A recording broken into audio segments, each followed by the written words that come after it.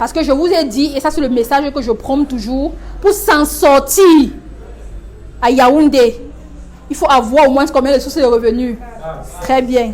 Parce que ça doit être clair pour tout le monde. Ce n'est pas moi à répéter ça. 4 sources de revenus.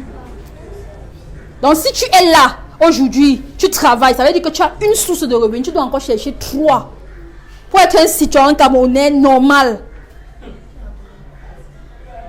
Et si tu ne cherches pas, comme je dis, ce n'est pas une histoire, on ne convainc pas.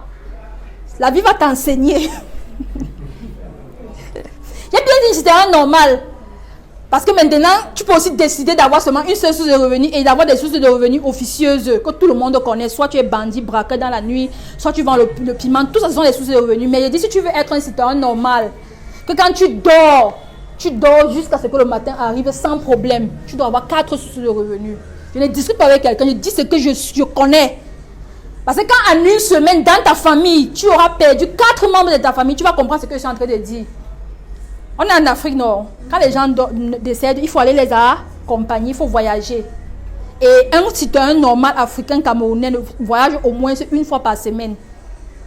Celui qui est trop gentil, parce qu'il y a les week-ends où tu voyages, tu as 4 deuils le même week-end. Donc tu finis d'enterrer à Bayangam, tu peux enterrer à Banjoun. Ou bien tu assistes à l'enterrement de Bayangam, tu peux assister à la coloration de Banjoun. Parce que ce sont tes connaissances. Tu fais comment si tu n'as pas d'argent? Pour t'affirmer dans la société aujourd'hui, il faut au moins être sociable. Maintenant, il y a les événements heureux, malheureux, il y a les maladies qui ne dépendent pas de toi. Si tu as les enfants, les 4 tombent malades au même moment, tu fais comment? On n'a pas d'assistance, c'est-à-dire qu'on n'est pas en Europe ici où on dit que les enfants sont, on appelle ça l'assurance. La notion d'assurance, même au Cameroun, les gens ne comprennent même pas. Pourtant, ça ne coûte rien, mais c'est encore toute une éducation. Donc, il y a des gens qui se retrouvent à des situations comme ça, il est malade. Donc, quand il touche, et il y a même les enfants qui sont très forts. Dès que le parent touche aujourd'hui comme ça, là, à partir de demain, on chauffe, on tombe. Tout l'argent qu'on a touché. Donc, je dis que si tu veux être équilibré, c'est 4 sources de revenus. Je ne discute pas avec toi. Et je recommande les bons parmi tes sources de revenus parce que c'est une activité qui ne te permet. Tu n'as pas besoin d'avoir un local. Tu n'as pas besoin d'avoir un gros sac pour t'étouffer.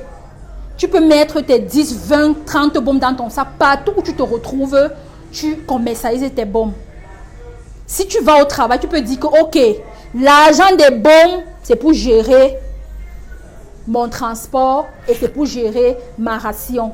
Parce que même si tu travailles dans une entreprise, à midi, tu dois manger pour avoir les forces.